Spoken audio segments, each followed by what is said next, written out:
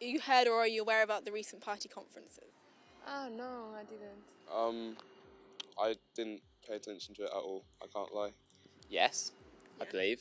No, but I have heard something about dropping lecture tuitions or something, then not lecture, uni fees, but I haven't heard anything else like that.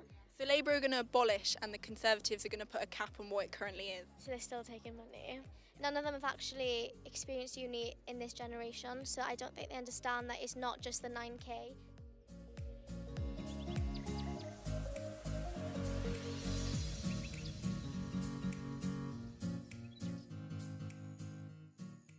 Recently, Labour and Conservative met for their annual party conference. There was coughing, there were chants, but what does this actually mean for students? Did you hear anything at all? No. Not at all, no. Conservative and Labour? I mean, I know what they are, but other than that, Did you hear about Theresa May coughing, or the letters, the prank? not at all, no. No, I'm very out of touch with politics, I'm not going to lie. Yes, I have. What was the speech on again? I don't even know. I heard about Johannessen crashing the Tory one. What else did you hear about it? Oh, just a lot of backlash, how, well, she needs to resign now. Well, she calls a vote, loses the entire fucking majority, then wastes about $1.5 billion that we should be getting as students on the DUP so she can get seats. Fuck the Conservatives. She's a useless woman, that's what she is. And who's this new guy, this young kid? He's more posh than the royal family, we can't have him in power. Too posh. What's his name? Rees Moggs. Jacob Rees-Mogg. The highlight speech of Theresa May, obviously there was a lot of problems with the coughing and Lee Nelson playing what he thought was a very good joke. Not really much he could do about that. And I think for the conference itself, for party members, I think that actually got more people behind her. As for the general public, however, I'm not sure it was a good thing. It just looked disastrous from a public standpoint. We're now promised to increase per pupil funding. We're reviewing the tuition fees process as well, and just making sure that I think those kind of policies, on top of things like the energy cap, are the kind of policies that are going to attract the new voters. What do you think needs to change to get more young people voting Conservative? Putting off those kind of voters with our instant policy, I think, is one way of we're really not helping ourselves.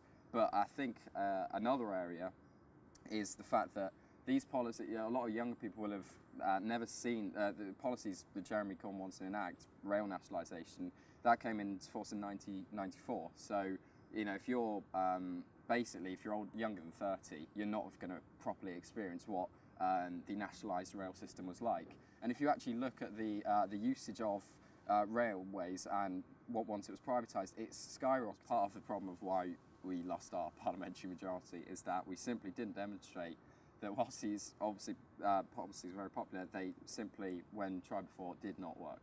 Yeah. There's been some criticism that the policies Theresa has presented are sort of watered down versions of Labour's more radical ideas.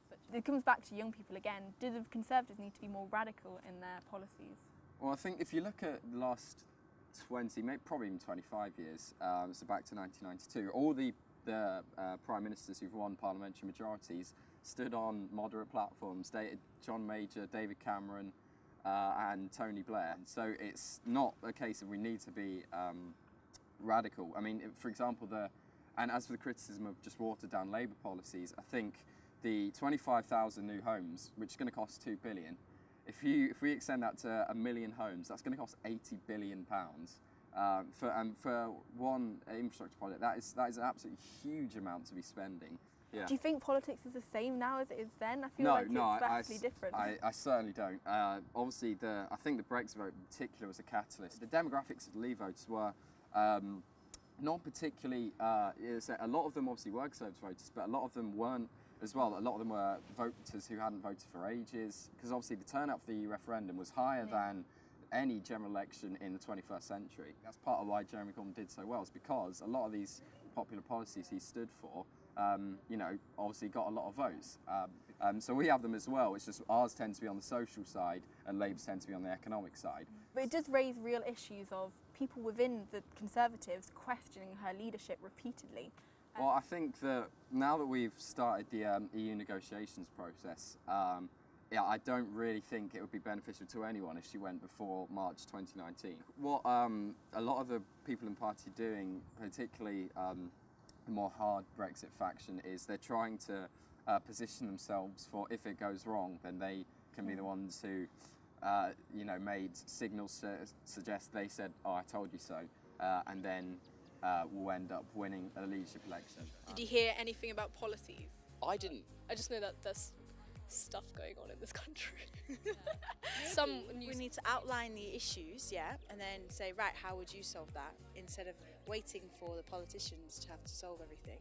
You know what I mean? So I think we expect them to make a lot of come up with the solutions most of the time. When myself, I'm a problem solver. I like to solve my own problems. So.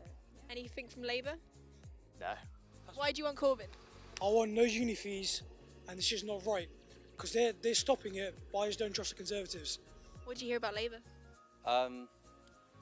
Well, it was a lot more attended than the Tory one, and it seemed to have a much better reception.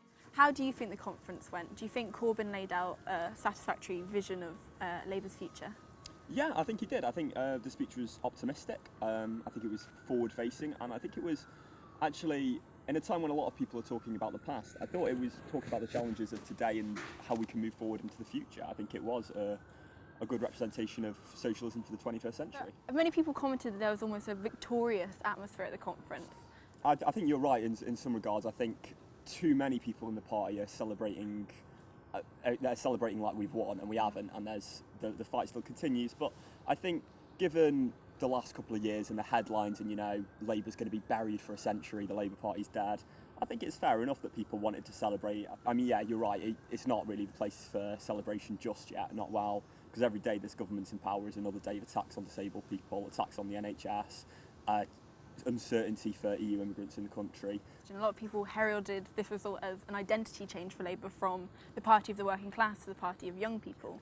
Well, I don't necessarily think I accept that. I mean, a lot of young people are working class for a start. That there's that, and also, I mean, yeah, of course, young people voted Labour in huge numbers, and that's a good thing. But Labour won every category under 45, so it's not just young idealists. Yeah. You've got people 40, married, two kids, 35 to 45, that was the biggest swing to Labour. I still think most working people still support Labour. Mm.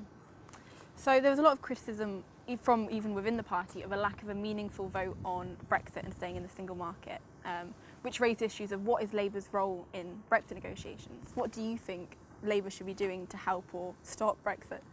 I actually think the policy we've got is pretty good. It says, look, that we had a referendum on it, and whichever side of the fence you were on, there was a result. We are bound to try and implement that result. It's going to be a period of economic uncertainty for sure, but I certainly think that there is a way we can get through Brexit in a way that does, we still cooperate with Europe, and we can build a better society, I think, outside the EU.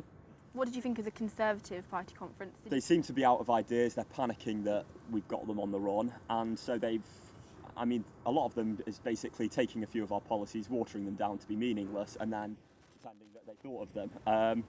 Some of the policies I'm glad they put in, because they're good policies. Stuff like making organ donation opt-out rather than opt-in. That's something that I've been saying we should be doing for about 5-6 years. Yeah. I think the Lib Dems first proposed it, to be fair to them, but it's a policy Labour have been backing for a while, and now they've jumped on it. I think some of their policies are good, but they might not implement. Some of them are good and hopefully they will implement, and some of them are just bad. Yeah. Well, anti-Semitism is an incredibly serious thing. I'm not going to pretend that it doesn't exist in the party, but I don't think it's especially prevalent as opposed to wider society. The Campaign for Anti-Semitism just did a survey, and they revealed that they reckoned about 1 in 3 British people hold anti-Semitic attitudes. Now that's disgusting. We've got to purge that from our society as a whole. I'm incredibly pleased that the rule change that was backed by Corbyn and the entire NEC is making it easier to kick anti-Semites out of the party. But where it exists, we've got to fight it, and we'll do our best to stamp it out. Do you think you should be more aware of these things? Yes, I should. Whose responsibility do you think it is for you to know about this? Mine. Mainly, it's my responsibility. I think if I did tune into the news, I'd be more aware of what was going on. Do you think students should be aware of these conferences? No, because I haven't heard anything, and I think it's probably because we've just moved. I'm a first year, so I have no idea about any of this. But I work with NUS Wales, so I should know about this, but I haven't cured anything. So yeah, definitely more awareness. It's our country. We should be doing something. We should know what's going on with it. Not many people are that engaged with politics, so